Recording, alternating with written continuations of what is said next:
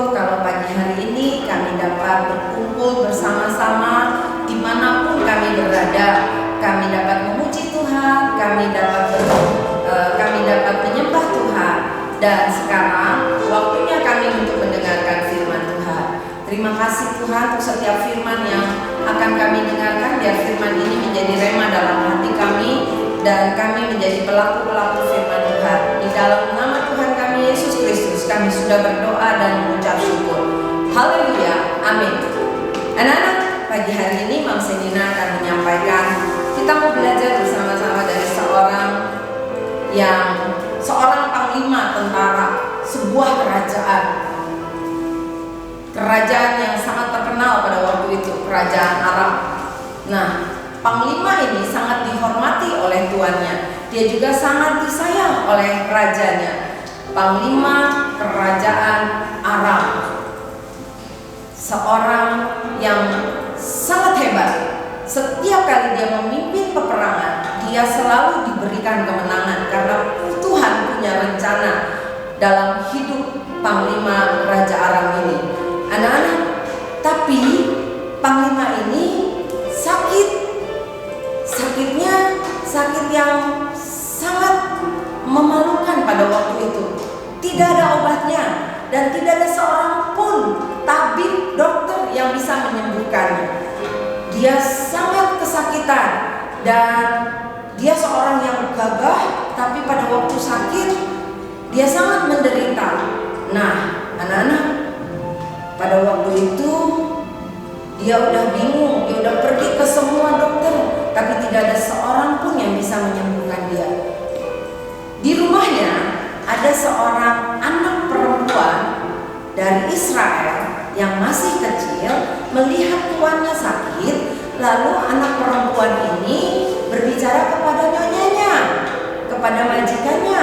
Dia bilang, "Nyonya, kalau misalnya tuanku pergi ke Israel, di sana ada seorang nabi yang bisa buat mujizat karena Tuhan memberikan dia kuasa sehingga dia bisa buat mujizat. Pasti dia bisa menyembuhkan penyakit tuan." Anak-anak, gadis ini seorang perempuan, dia berasal dari Israel karena pada waktu Naaman menyerang Israel, menang, dan dia membawa seorang tawanan. Jadi gadis perempuan ini adalah seorang tawanan yang dibawa dari Israel. Naaman percaya pada apa yang diucapkan oleh perempuan ini, anak perempuan ini. Dia lalu menghadap kepada raja dan berkata, "Supaya saya bisa sembuh, apapun akan saya lakukan. Jadi raja, izinkan saya pergi ke Israel supaya saya bisa ketemu sama nabi yang dikatakan oleh budak perempuan saya itu. Dia kan orang Israel. Saya mau ke Israel, mau mencari nabi seperti yang dikatakan oleh anak perempuan itu, supaya saya sembuh." Nah, anak-anak, lalu raja menyuruh panglimanya ini untuk membawa hadiah yang banyak untuk Raja Israel. Anak-anak tahu siapa namanya? Panglima Raja Aram yang sedang sakit kusta itu namanya adalah Naaman. Dia sangat menderita, dia sangat kesakitan, tubuhnya semua sakit. Nah, anak-anak, lalu Naaman pergi kepada Raja Israel. Sampai ketemu Raja Israel bingung. Dan Raja Israel bilang begini, "Memangnya saya Tuhan? Saya nggak bisa menyembuhkan penyakitmu. Bukan kamu yang aku cari, aku mencari nabi yang ada di Israel." "Oh, kalau begitu kamu boleh pergi kepada nabi itu." Lalu Naaman pergi menemui Nabi Elisa, nabi Allah yang sangat berkuasa. Pada waktu Naaman sampai di tempatnya Nabi Elisa, dia mau ketemu dengan Elisa, ternyata bukan Elisa yang menemui Naaman. Elisa menyuruh bujangnya yang bernama Gehazi. "Gehazi, kamu pergi temui Naaman." Lalu Gehazi menemui Naaman. Gehazi bilang, "Tuanku berkata," Nabi Elisa berkata, "Tuan, silahkan pergi ke Sungai Yordan dan mandi di sana berendam 7 kali. Sudah silahkan Tuhan pergi ke sungai Yordan.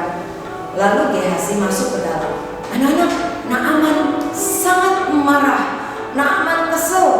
Loh, saya datang jauh-jauh dari Aram. Saya pikir Nabi itu akan keluar, lalu dia akan menumpangkan tangan di atas kepala saya, di atas tubuh saya, kulit saya yang luka, yang terluka, yang kena kusta ini, dan dia akan berseru kepada Tuhannya supaya saya sembuh. Ternyata saya cuma disuruh mandi di sungai Yordan. Di Damsyik, di Aram, ada sungai-sungai yang lebih bagus, yang lebih bersih daripada sungai Yordan yang ada di Israel ini. Sungai Yordan itu kotor. Aku gak mau mandi di sana. Nah, anak-anak, coba kita mau lihat sama-sama ya, apa yang terjadi pada Naaman pada waktu dia akhirnya mau melakukan apa yang dikatakan oleh Elisa. Ketaatan Naaman itu membuat Tuhan bekerja dan buat mujizat dalam kehidupannya.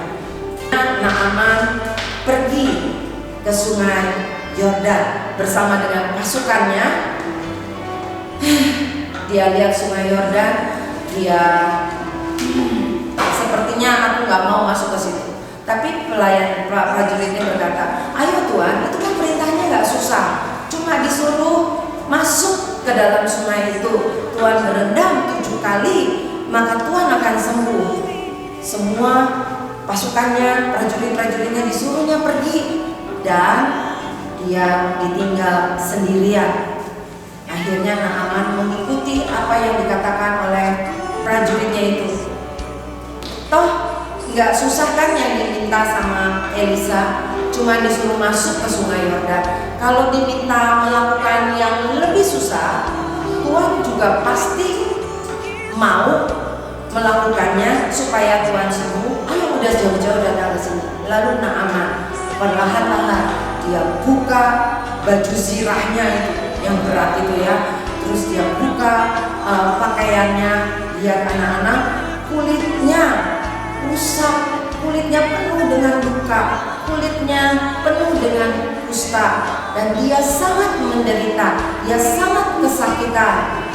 Naaman lakukan apa yang diperintahkan oleh Elisa. Dia mau masuk ke sungai Yordan, dan pelan-pelan dia mulai melangkahkan kakinya. Akankah Tuhan Allahnya orang Israel ini bisa menyembuhkan saya? Itu yang ada di dalam hatinya Naaman saat dia melangkah mau masuk ke sungai Yordan.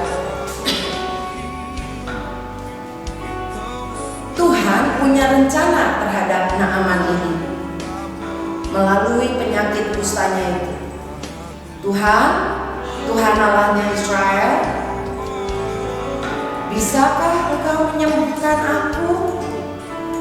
Lalu Naaman masuk ke dalam sungai Yordan. Dia masuk pertama kali, dia masukkan seluruh tubuhnya ke dalam sungai itu. Naaman seorang panglima yang sangat hebat, dan dia mau masukkan tubuhnya 1 kali, 2 kali,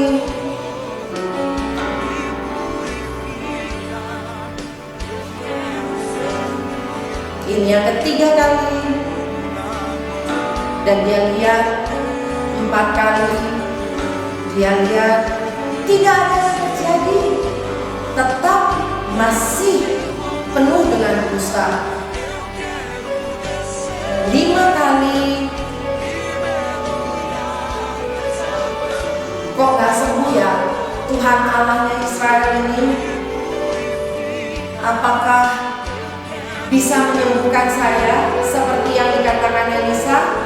6 kali dia sudah masukkan tubuhnya. Disuruhnya berapa? 7 tujuh kali. Saat dia masukkan yang ke-7 kali, dia melihat tubuhnya mulai, kulitnya mulai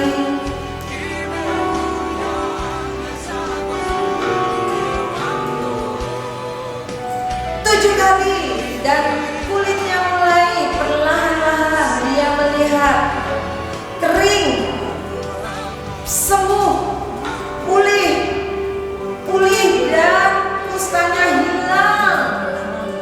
Kustanya hilang, anak-anak. Dan Naaman mengangkat tangannya dan dia berkata, Tuhan, Tuhan, Engkau Tuhan yang berkuasa, Tuhan Allahnya orang Israel, Tuhan yang berkuasa. Mulai saat ini saya hanya mau percaya kepadamu. Semua pasukannya, semua prajurit-prajuritnya juga mengangkat tangannya kepada Tuhan Allah Israel.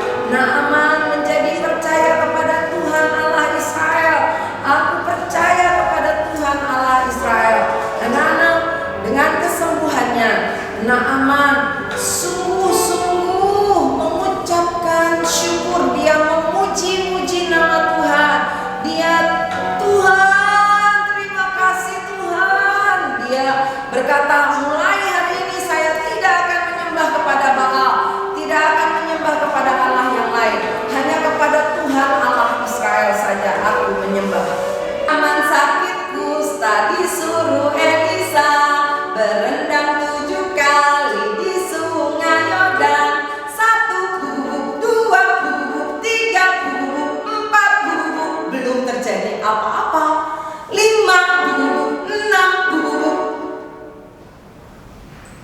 masih penuh dengan kusta. 7, Naaman sembuhlah. Dari pelajaran Naaman pagi hari ini, kita mau belajar tentang ketaatan. Lakukan perintah Tuhan dengan taat dan setia. Setiap hari kalian sudah baca Alkitab. Setiap hari kalian dapatkan rema, pesan Tuhan yang penting, dan kalian tuliskan itu di dalam sebuah buku, pesan-pesan Tuhan. Ketika kalian menghadapi masalah, persoalan, sakit seperti Naaman, kalian ingat akan firman Tuhan, kalian ingat akan janji Tuhan. Pegang firman Tuhan, pegang janji Tuhan itu, dan taat, setialah kepada Tuhan, maka Tuhan akan buat mujizat dalam kehidupanmu. Tuhan buat keajaiban, sehingga setiap doa yang kalian naikkan, maka Tuhan akan menjawab. Kita percaya, anak-anak, pandemi ini membuat kita belajar. Masa-masa seperti ini bukan pandemi, tapi kita sebut ini akademi. Kenapa? Karena di sini kita bisa belajar. Kalian belajar di rumah, Bapak Ibu guru memberikan pelajaran dari sekolah. Bapak Ibu guru belajar menggunakan online, dan kalian juga belajar. Kita sama-sama belajar, kita menambah pengetahuan. Jadi kita harus bersyukur dengan situasi kondisi seperti saat ini. Mari kita berdoa supaya kita segera bisa ketemu lagi, tetap muka lagi. Betul, anak-anak? Tuhan Yesus, kami mengucap syukur untuk pagi hari ini. Kami sudah mendengarkan firman-Mu, Tuhan, dan kami percaya Naaman disembuhkan, Indonesia juga disembuhkan. Di dalam nama Tuhan kami Yesus Kristus, kami berdoa dan mengucap